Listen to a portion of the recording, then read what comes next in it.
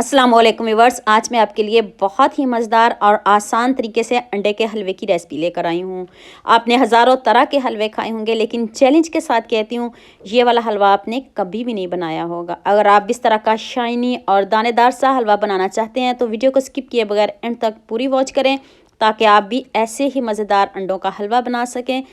तो आज की वीडियो का गोल रखते हैं 5000 लाइक्स। तो चलें शुरू करते हैं। ये मैंने 7 अंडे लिए हैं, इसको पहले एक बॉल में तोड़ लेते हैं, फिर बताती हूँ इसका करना क्या है। अंडों को मैंने तोड़ लिया है। अब आपने इसमें हाफ कप चीनी ऐड करनी है, इससे ज़्यादा बिल्कुल भी नहीं ऐड करनी। 4 से 5 अदद इलायची कूट के ऐड करनी है।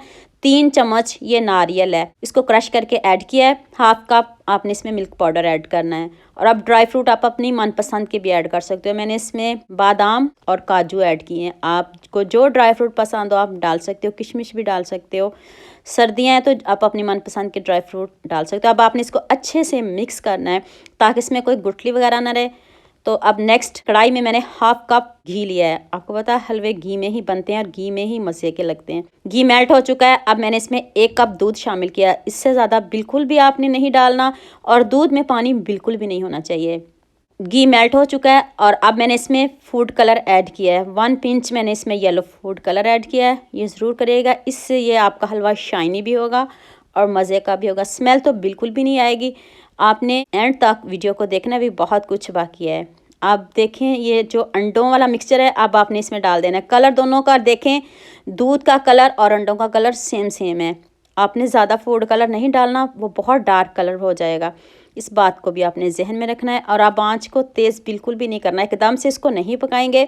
हल्की आंच पे बनाएंगे और चम्मच को चलाते रहना है ताकि इसमें गुठलियाँ वगैरह नहीं बने। इसमें गुठलियाँ वगैरह बिल्कुल भी ना बने।